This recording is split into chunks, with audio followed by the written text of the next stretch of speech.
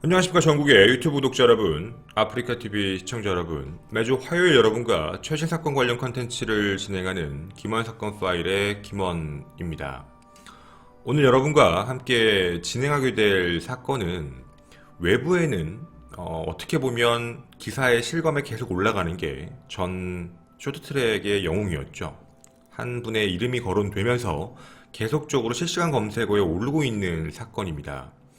저희가 이 사건을 준비하고 그 이전에도 왜 도대체 이분의 이름이 계속해서 실명이 거론될까에 대한 부분도 고민을 많이 해봤는데, 도덕적 책임에 대한 부분과 그리고 형사적 책임에 대한 문제 사이에 어디에 사람들 사이에 의문점이 왔다 갔다 하는 문제였던 것 같습니다. 하지만 현재는 형사적 책임에 대한 부분이 전혀 없기 때문에 일단 도덕적 책임 여부로 해서 실명이 거론되고 있는 문제 같습니다.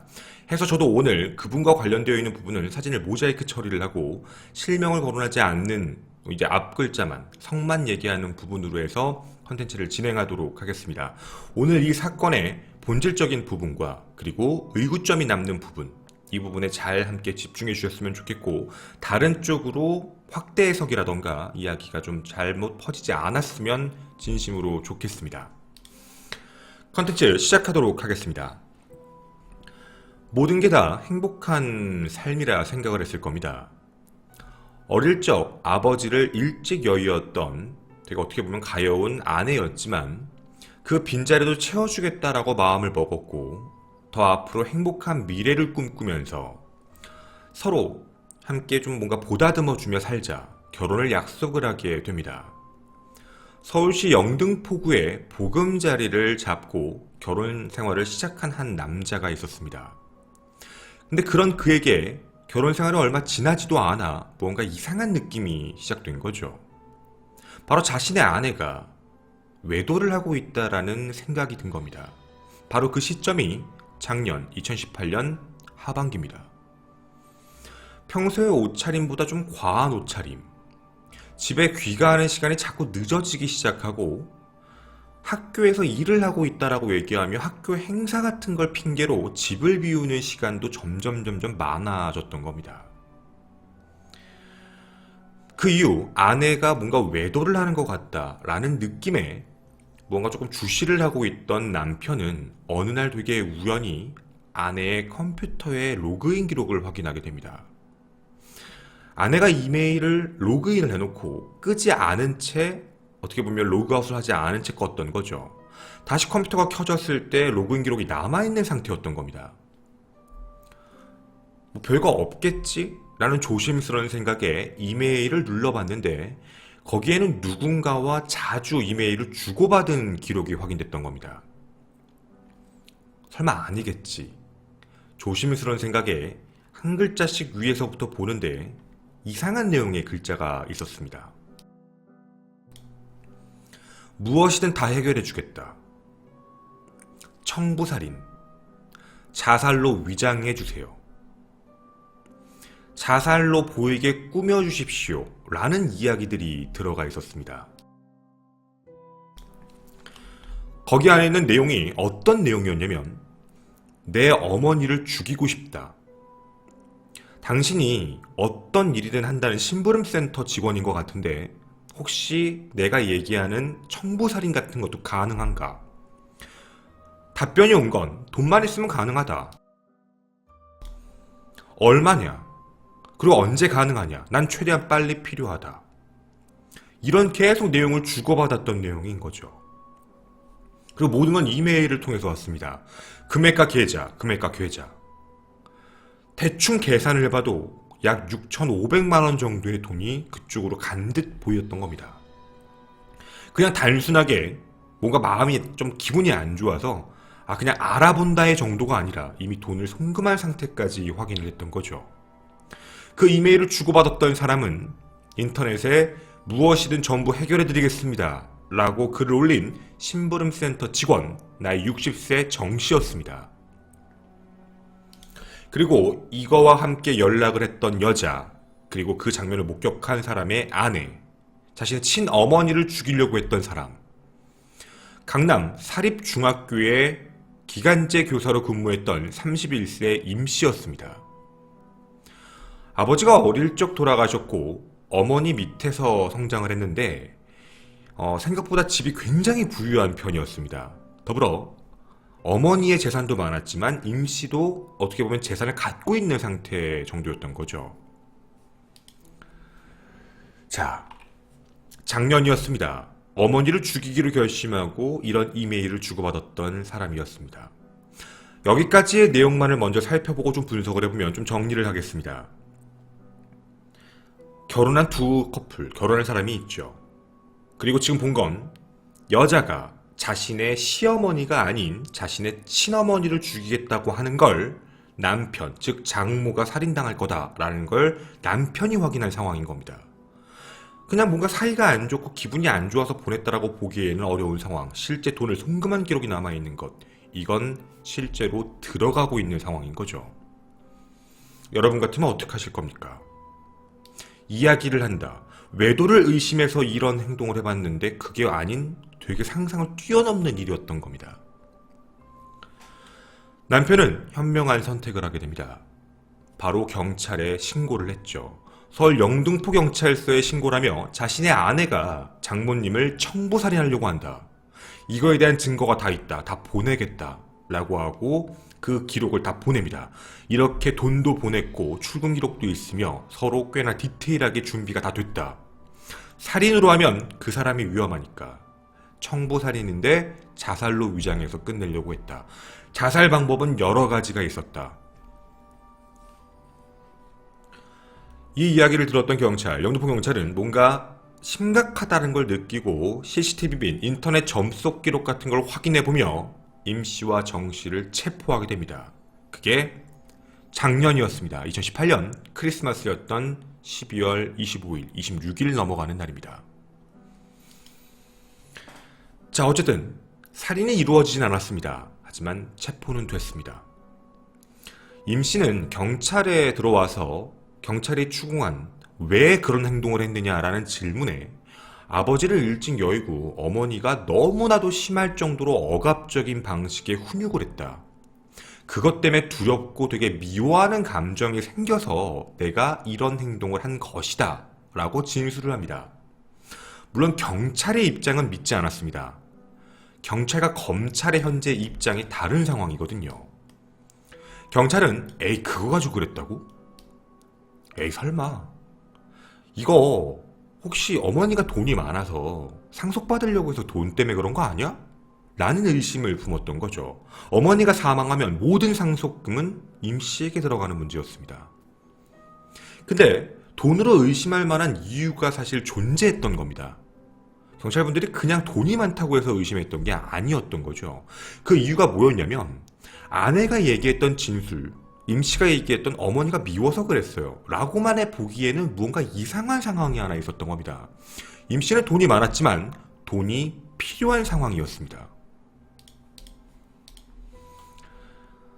임 씨의 남편이 의심하고 있던 게 맞았던 거죠. 아내는 외도를 하고 있었습니다. 그 외도의 대상이 여러분이 알고 있는 전 쇼트트랙 국가대표 선수, 금메달리스트 출신의 39세 김 씨였습니다. 우리가 김 씨에 대한 여러 가지 이야기가 나오고 기사가 여기서 나오기 시작을 했던 이유도 과거에 있던 일이 있었기 때문이었습니다. 2004년에 결혼을 하고 난 뒤에 그 이후에도 불륜설, 이혼설이 워낙에 많이 나왔고 2015년부터 교제했던 여자가 한 명 있었습니다. 얼마 전에 있었던 최순실, 비선실세였던 최순실에 어떻게 보면 함께 살고 있던 장시호 스캔들도 있었죠. 같이 살고 있었고 최순실의 집에 있었다. 하지만 그때 당시에 김 씨는 정식 교제가 아니다라고 얘기하며 불륜설을 부인했었습니다. 그리고 시간이 한참 지났고 김 씨에 대한 입장에서 먼저 말씀을 드리면 김 씨는 자신 임 씨가 체포되던 그날 2018년 12월 26일 이혼 선고가 되고 합법적으로 이혼이 됩니다. 그러니까 이렇게 생각을 해보게 되면 김 씨도 그리고 임 씨도 서로 각자 배우자가 있는 상태에서 만난 거였습니다. 즉 서로 불륜 상태였던 거죠. 근데 이 부분에 대한 게 서로 주장이 조금 다릅니다. 지금부터 좀 정리된 그 주장에 대해서 좀 말씀을 드릴 건데요. 일단 체포가 된 임 씨의 주장부터 말하겠습니다. 첫째, 김 씨와 임 씨가 만난 시점이 2018년 4월쯤이다라고 이야기합니다. 그러니까 작년 4월쯤 만났다. 그리고 그 이후에 2018년 말쯤에는 체포되기 전 함께 해외여행도 갔다 왔다 라고 진술을 합니다. 그뿐만이 아닙니다. 임 씨는 김 씨에게 적극적인 선물 공세를 냈다. 되게 비싼 외제 차량, 그리고 유명 브랜드의 시계 같은 걸로 수억 원을 썼다. 그리고 임 씨가 자신의 재력에 대한 걸 과시하기 위해 김 씨에게 대치동에 있는 음마 아파트라고 있습니다. 난 음마 아파트도 가지고 있다라는 등기부 등본까지 떼서 보여줬다라고 얘기를 하게 됩니다. 그리고 정황상 봤을 때 경찰분들도 의심을 했던 건 김 씨가 임 씨에게 선물을 간접적으로 요구한 정황도 있다라고 이야기합니다. 뭐 임 씨가 예를 들어서 뭘 갖고 싶냐라고 얘기할 때 이거라고 정확하게 찍었다라는 얘기인 거죠. 말씀드린 대로 김 씨는 2018년 12월 26일 결혼 14년 만에 이혼을 하게 됩니다. 그리고 여기서 이혼에서 끝나지 않고 김 씨의 부인이었던 오 씨는 김 씨가 부적절한 관계로 가정을 파탄에 이르렀다라고 얘기하며 내연녀, 즉 상간녀라고 부릅니다.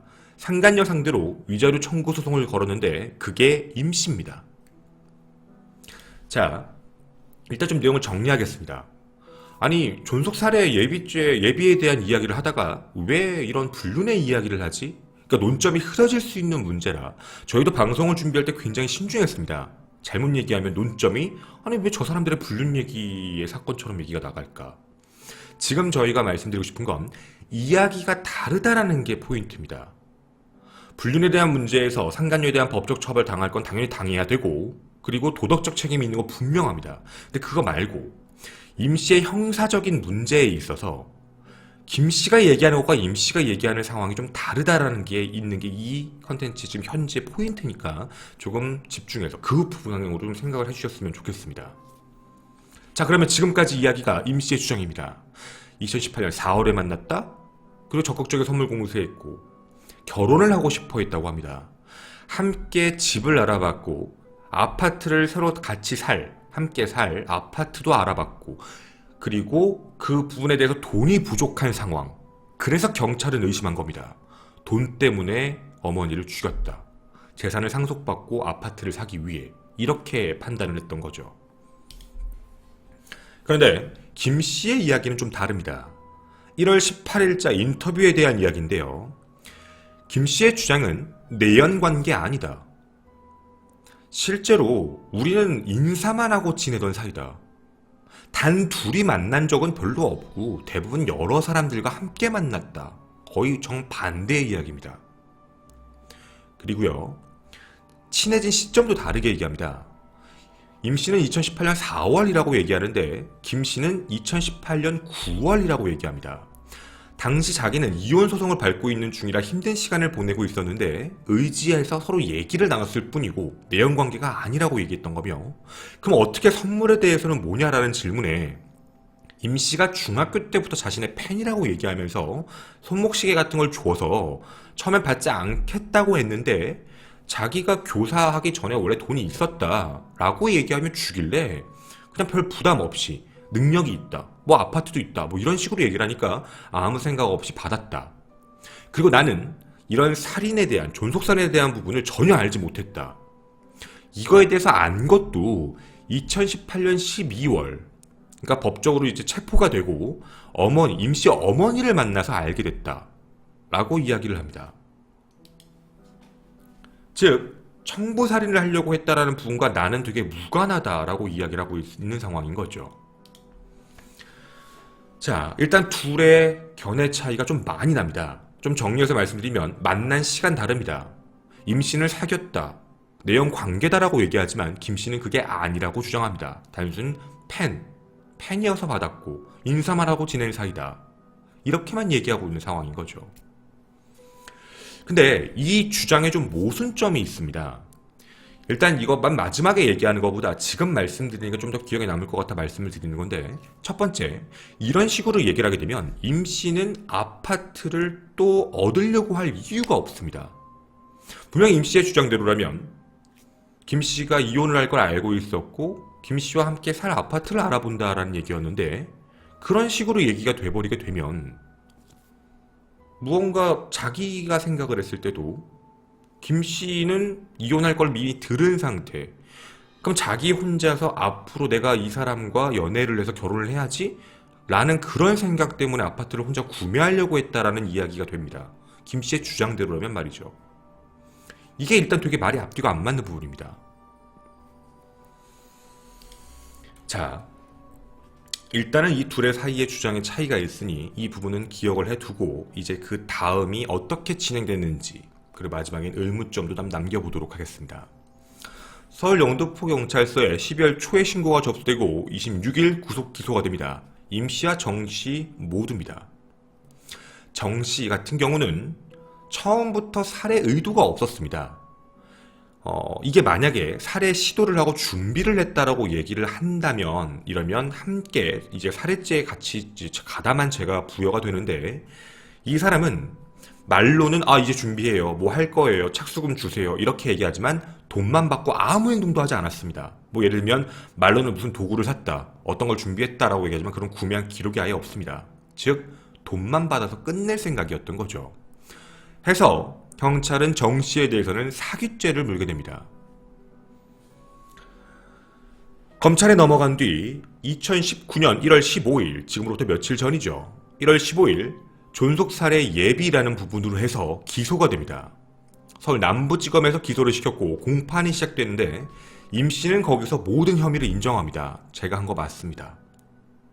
이렇게 얘기를 한 거죠. 이 모든 거에 대해서 거부하지 않고 맞다라고 얘기한 겁니다.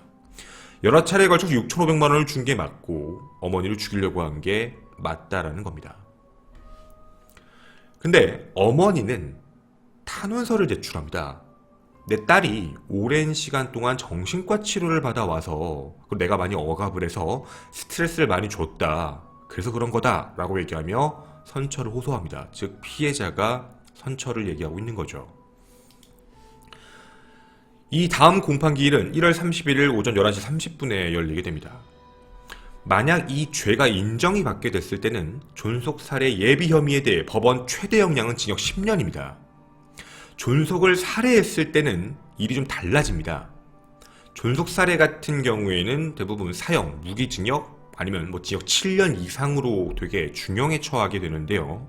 지금 이 경우는 예비 혹은 음모의 경우, 즉 시도하지도 않은 미수도 아닌 겁니다.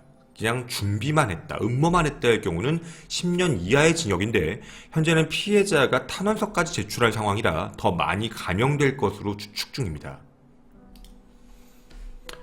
이렇게 아무렇지 않게 지나가게 될지는 잘 모르겠습니다.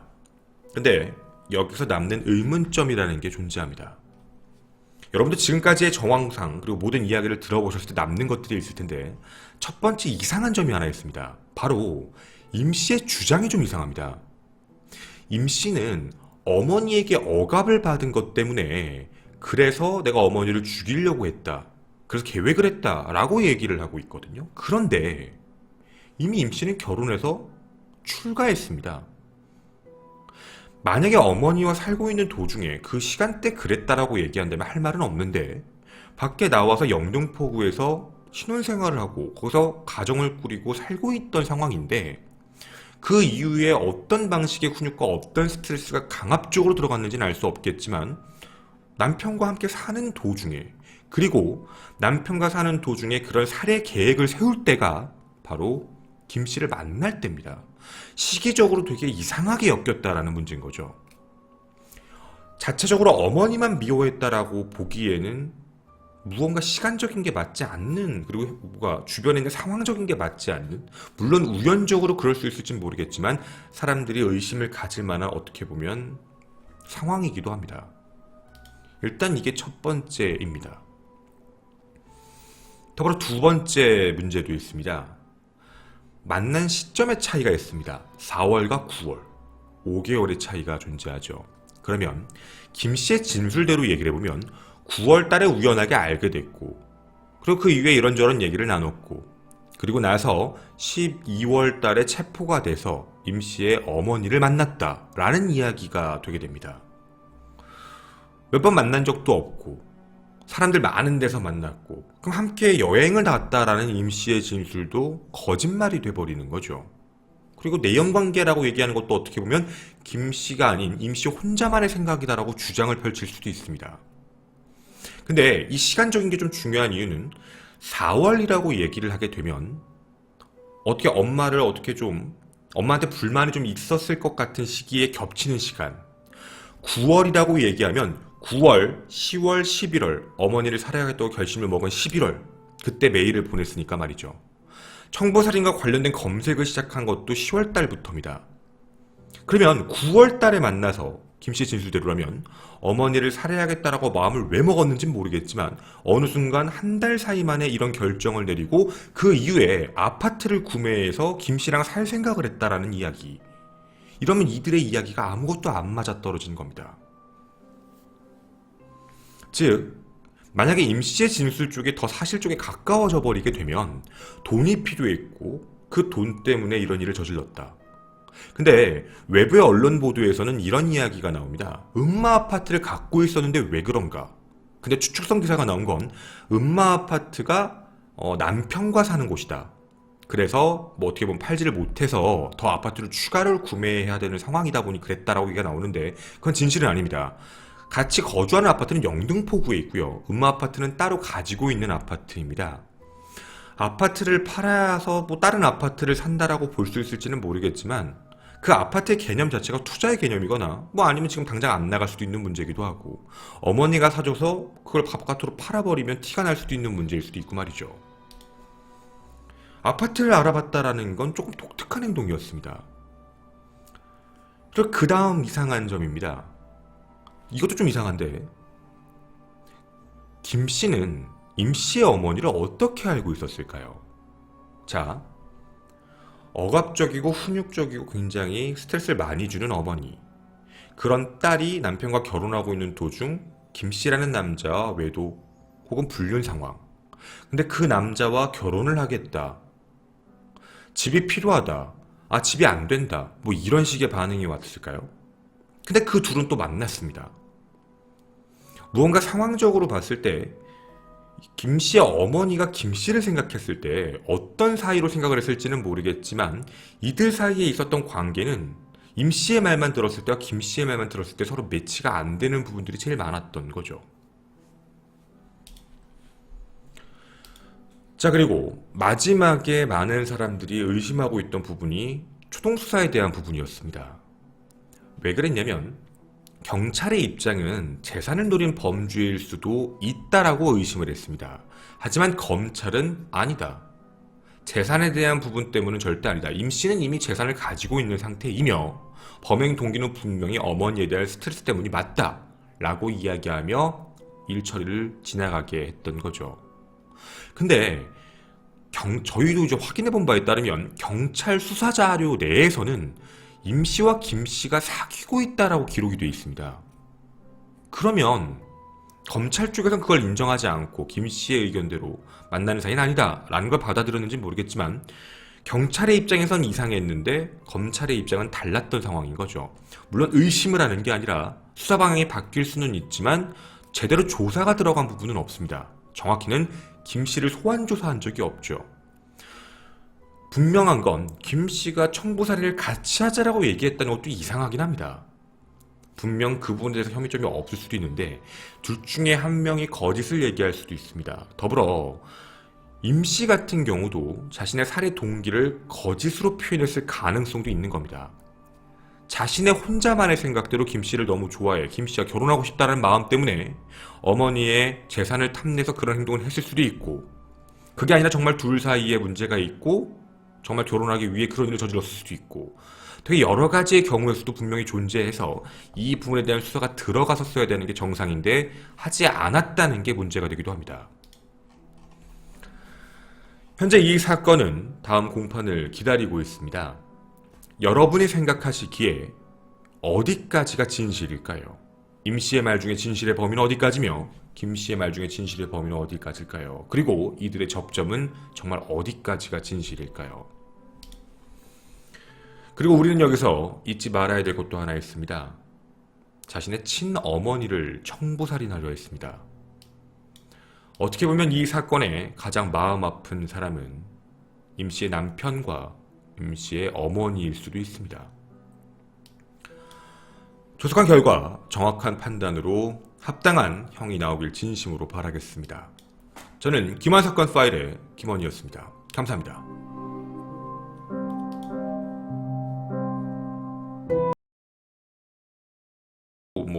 여러분도 아까 들어보셔서 아시겠지만 또 하나의 재판이 진행 중이잖아요. 그 김 씨의 이제 전 아내 오 씨가 상간녀 소송을 걸었잖아요. 그게 임 씨라고. 그러니까 불륜의 증거가 있다는 얘기예요. 그 불륜의 증거가 없는데 그게 법적 소송을 걸 수가 없거든요. 그러니까 외도를 했기 때문에 이혼한 거다. 이혼을 했고 그러니까 이거에 대해 상간녀에 대해서 위자료 청구 소송을 하겠다고 해서 들어간 부분이면 분명 김 씨와 임 씨가 외도를 하고 있다라는 걸 어떻게 보면 가장 최측근이었던 오 씨는 자료 수집도 했고 확인하고 알고 있었다라는 거예요. 이렇게 되면 김 씨의 말이 거짓말이 돼버리거든요. 그러니까 말로 그냥 연락만 하고 선물 받고 그냥 여러 사람들 있는 모임 자리에서 몇 번 봤다라는 정도로 그거 가지고 상간녀 소송을 할 수가 없어요. 아예. 그렇게 놓고 보면 분명히 증거가 있다라고밖에 판단이 안 되거든요. 그러니까 소송이 들어갔겠죠. 그러면 김 씨의 이야기가 거짓일 확률이 너무 높아져요. 그러면 더더욱이 김 씨는 참고인 조사로서 그러니까 물론 청부살인에 대한 부분을 도와줬다라고 볼 수는 없지만 이게 만약에 오 씨부터 출발해서 전 아내인 오 씨부터 출발을 하면 내연관계가 맞았다. 그리고 둘 사이의 내연관계다 보니까 그리고 26일날 이혼을 하는 거였고 26일날 이혼 선고가 끝난 거니까 그러면 이미 이혼 소송 중이었었어요. 이혼 소송이 바로 끝나는 건 아니에요. 김 씨는 오랫동안 이혼 소송을 하고 있던 상태였기 때문에 그걸 알고 임 씨를 만났을 거예요. 그러니까 임 씨와 김 씨가 만나는 사이 시간 동안에는 분명 김 씨가 이혼 소송을 하고 이혼을 할 거다라는 걸 알고 있는 상태에서 만났을 거라 보고 그래서 임 씨가 얘기하는 대로 아파트를 알아봤다 뭐 했다라고 얘기하는 부분이 조금 더 신뢰감이 가는 상황인 거예요. 그러니까 물론 이런 걸 가지고 김 씨가 함께 임 씨와 공모해서 청부살인 하자 이렇게 얘기했다는 건 말도 안 되는 소리긴 하지만 그런 일이 있었다면 임 씨가 얘기를 했겠죠. 경찰에서 어디서 조사할 때 김 씨가 그랬다라고 얘기하겠지만 지금 김 씨에 대한 혐의점이 전혀 없는 것처럼 얘기가 나오는데 저는 김 씨가 혐의점이 있다고 얘기하는 게 아니라 김 씨가 어쩌면 임 씨의 정확한 의도를 어느 정도 알 수 있는 사람이지 않을까에 대한 참고인 조사. 그러니까 청부살인에 대해 너도 죄 있지 이게 아니에요. 기사가 자꾸 그런 식으로 나가는데 그런 쪽에 대한 참고인 조사 말고요. 임 씨가 갖고 있는 생각은 너는 알고 있지. 그러니까 그쪽에 대한 참고인 조사. 그리고 김 씨는 도덕적인 질탄을 받아야 돼요. 그 얘기예요. 그러니까 아까도 처음부터 말씀드린 게 형사적인 부분과 도덕적 부분은 좀 다르다.